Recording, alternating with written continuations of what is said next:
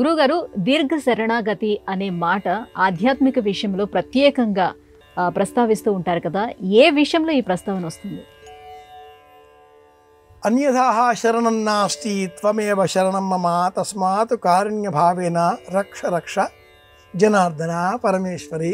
ఏ దైవాన్ని మనం పూజిస్తే ఆ దైవానికి సంబంధించి ప్రదక్షిణ చేసిన అనంతరం ఈ మాట చెబుతూ ఉంటాం. సర్వధర్మాను పరిత్యజ్య మామేకం అంటూ కృష్ణ పరమాత్ముడు భగవద్గీతలో కూడా బోధించి ఉన్నాడు. దీర్ఘ శరణాగతి అనే ఈ వాక్యాన్ని మనం శ్రీరామాయణ సంబంధితంగా చెబుతూ ఉంటాం.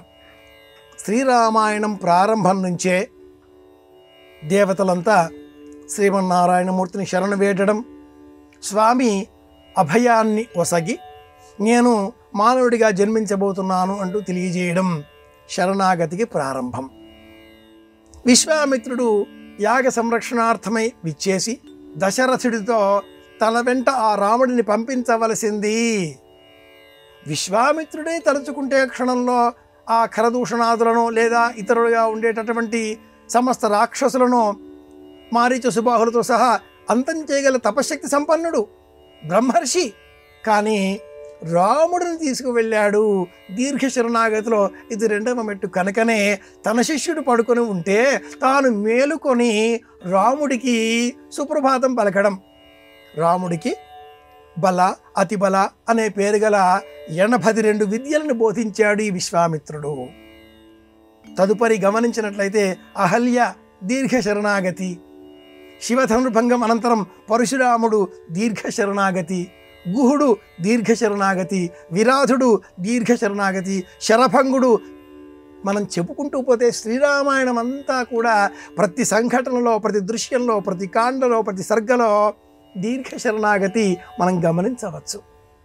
కనుకనే శ్రీరామాయణాన్ని సనాతనులు దీర్ఘ శరణాగతి అన్నారు. ఏ కావ్యము, ఏ గ్రంథము, ఏ సారస్వతము చదివే, చూచే, వినే, తెలుసుకునే అవసరం లేదు. శ్రీరామ శ్రీరామ అంటే చాలు అని మన పెద్దవాళ్ళు ఒక్క మాటలో తేల్చేశారు.